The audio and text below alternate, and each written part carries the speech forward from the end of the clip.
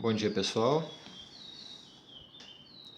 Bem-vindos à nossa aula de Sociologia de hoje. Bem, vamos continuar aqui com um assunto que iniciamos semana passada, do material didático de apoio sobre questões contemporâneas, onde começamos a tratar a respeito da questão do feminismo. Então, semana passada trabalhamos o vídeo para uma observação prática de questões ligadas ao feminismo. E hoje faremos uma leitura do texto e um breve comentário a respeito do assunto. A condição social da mulher no Brasil. A representação da mulher como submissa e frágil, dependente do homem, é apenas um espelho do papel legado a ela na sociedade patriarcal que ainda vivemos.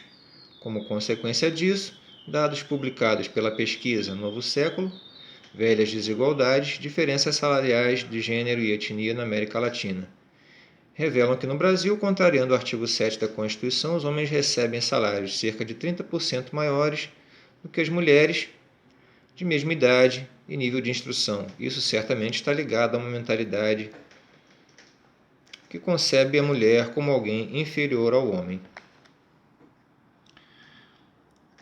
Casos entre 2009 e 2013, ou melhor, outro dado alarmante que também revela a condição social da mulher atualmente é o crescimento dos casos de estupro no Brasil, de acordo com reportagem do jornal O Globo, publicada em 20 de janeiro de 2013, registros apontam que houve um aumento de 157% destes casos entre 2009 e 2013. Um estudo desenvolvido em 2011 pela Secretaria de Políticas para as Mulheres e o Departamento Intersindical de Estatísticas e Estudos Socioeconômicos, o DIESE, aponta que 43,1% das mulheres já sofreram com agressão física doméstica. Indicadores como esses demonstram ser uma realidade brasileira e mundial, o medo que as mulheres enfrentam no cotidiano em relação a várias formas de violência a que estão sujeitas.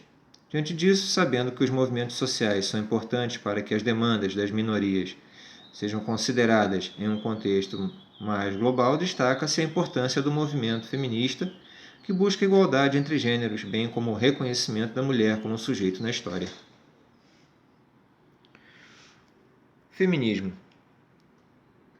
Histórico. Ao longo da história, diversas mulheres, individual ou coletivamente, protestaram contra a opressão de gênero a qual eram submetidas. No entanto, só foi possível notar o feminismo como um movimento ainda de maneira tímida e desconcentrada a partir da Revolução Francesa e com mais força a partir dos meados do século XIX. Com o início do século XX, observa-se em vários países diversos exemplos da luta feminista, como a reivindicação por direitos políticos, tais como o voto, e também de melhores condições de trabalho, uma vez que com os homens na Primeira Guerra, as mulheres começaram a sair de casa para trabalhar nas fábricas a fim de suprir a falta de mão de obra. Essa situação se intensifica durante a Segunda Guerra Mundial e já é possível observar a inserção da mulher no mercado de trabalho de maneira mais ampla.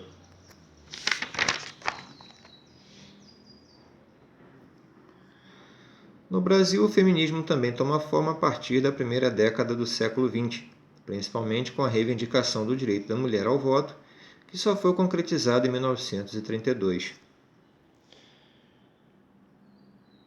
Já nos anos de 1980, a partir da redemocratização brasileira, o movimento feminista viveu um momento de fortalecimento de importantes conquistas, com o surgimento de diversos coletivos, associações e secretarias ligadas ao governo. Um exemplo dos avanços foi obtido na inserção dos direitos da mulher na Constituição de 1988.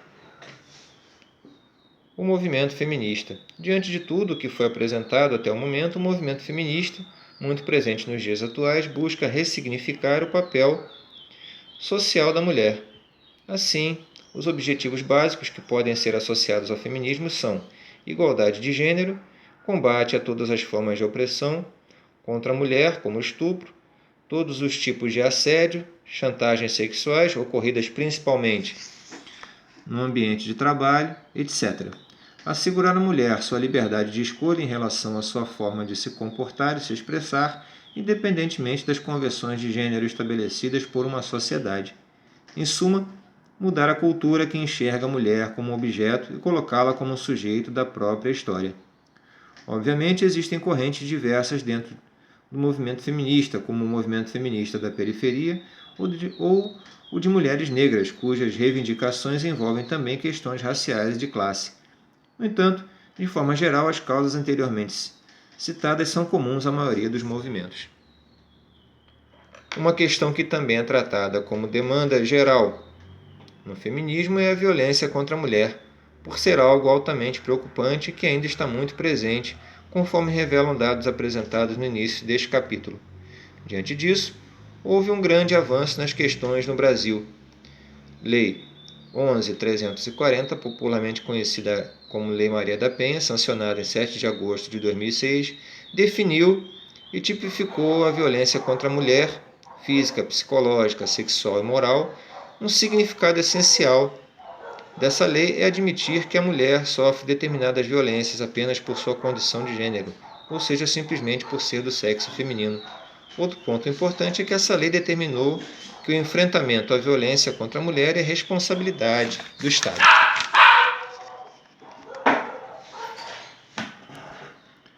É importante destacar que tudo isso só foi possível depois de anos de luta da farmacêutica Maria da Penha. Ela ficou paraplégica após seu marido, Marco Viveiros, lhe dar um tiro nas costas em 1983.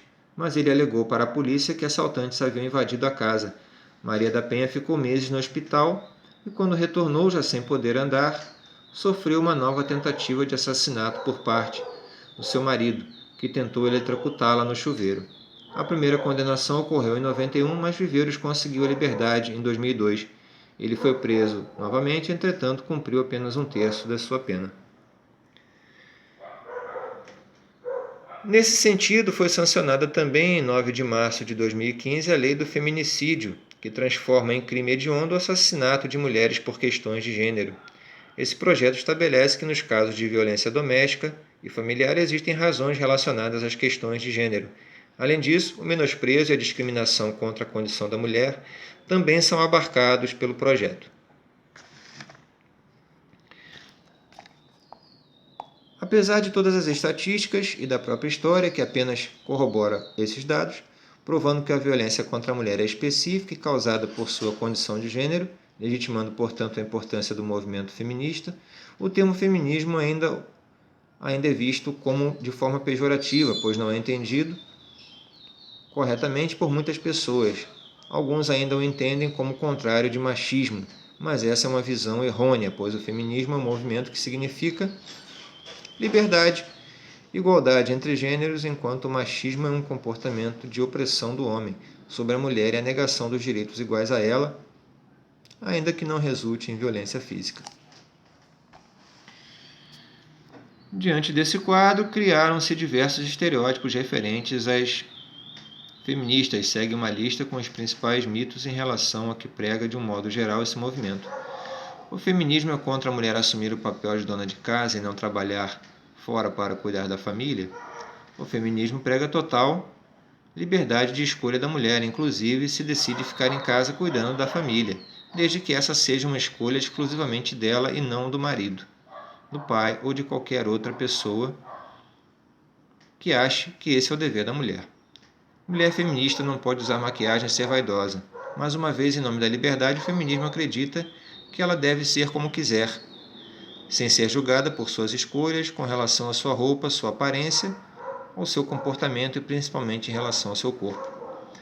O feminismo é contra os homens. Esse pensamento decorre das pessoas acreditarem que leis específicas como a Maria da Penha e do feminicídio vão contra o discurso da igualdade. Entretanto, as leis como essas existem para reparar uma discriminação que é histórica, pois se a sociedade fosse igualitária, elas não seriam necessárias, já que não existiria o crime de gênero. O feminismo é a favor da igualdade de gênero, das mesmas oportunidades para todos. luta para que as mulheres tenham as mesmas chances que os homens e sejam tratadas com respeito e não como objeto, sendo protagonistas da própria história. Feministas são todas lésbicas. O feminismo não está ligado à orientação sexual, cor ou classe social. Diante do que foi apresentado, podemos refletir sobre algumas questões. Qual é a forma correta de se comportar? Temos o direito de dizer a qualquer pessoa como ela deve se vestir? É correto restringir a liberdade da mulher ou de qualquer pessoa para coibir a violência?